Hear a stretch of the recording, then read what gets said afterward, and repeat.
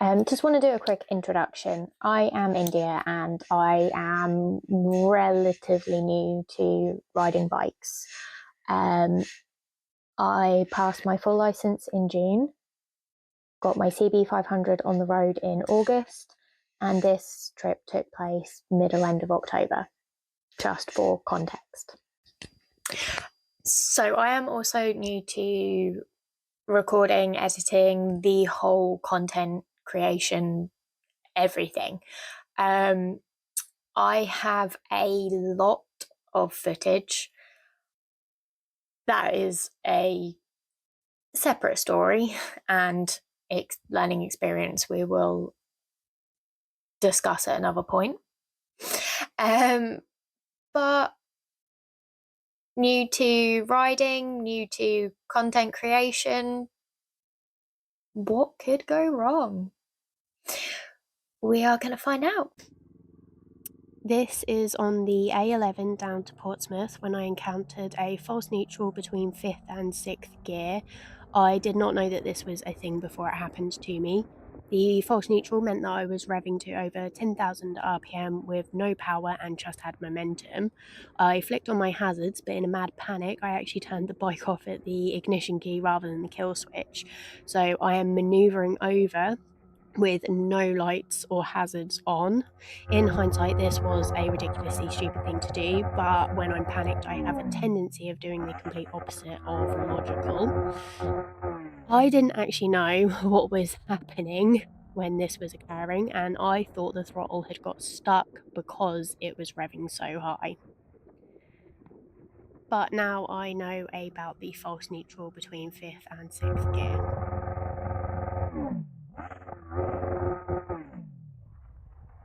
I was very lucky. All the lorries that were coming past were safe to go as wide as they did to pass me.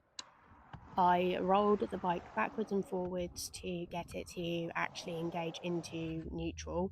That part of the procedure was probably the only bit that I did know how to execute correctly. While this was happening, Stefan and I had lost communication of comms as he was ahead of me at the time. And because I was panicked, I didn't think about where Stefan would be and therefore did not anticipate him to have pulled off on the roundabout.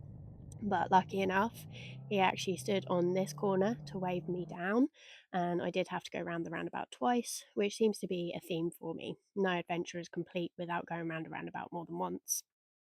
Stefan is currently overtaking me as we approach the roundabout, heading towards our favourite A11 pit stop known as Walker's Snacks. I'd gone out in front just in case anything had happened to the bike, and then he would be behind me rather than in front of me, but all was fine. This clip was a stressful nightmare for me.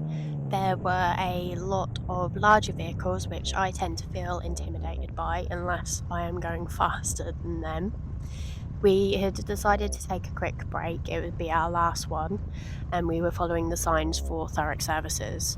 Google Maps was still trying to continue our journey to Portsmouth. If you have not navigated UK motorway services, I can tell you that they very much suck compared to European ones. They are not always straightforward to find. I didn't pay enough attention and I got myself in a sticky situation where I was beside a lorry and chose not to risk taking that exit.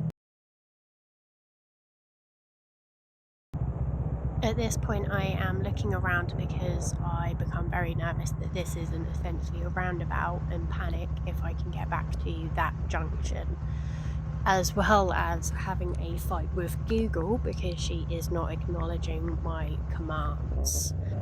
This seems to be an issue that I encounter quite a lot on the bike with my cardo, is that I cannot get Google to do things such as change my playlists or call people. Stefan at this point is trying to WhatsApp call me and I am unable to pick up for a long period of time, and when I do eventually pick up, he can't actually hear me.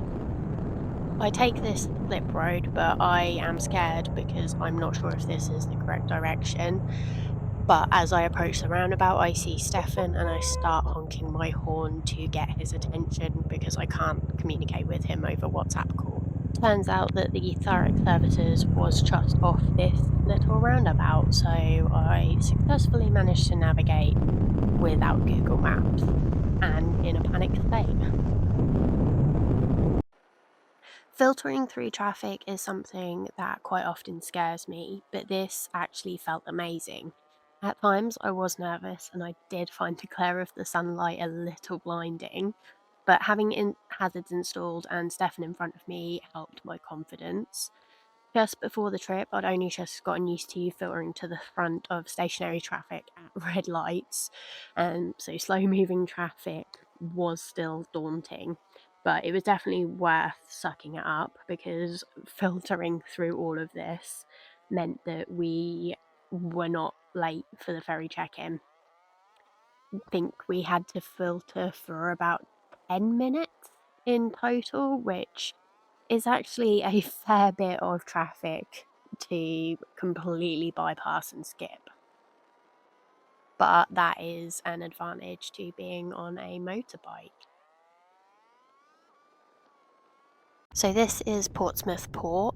This is one of the quickest boardings that I've encountered, although it is a first time on a bike on a ferry for me, so I don't know if that makes any difference or because it's such a big ferry and a long journey.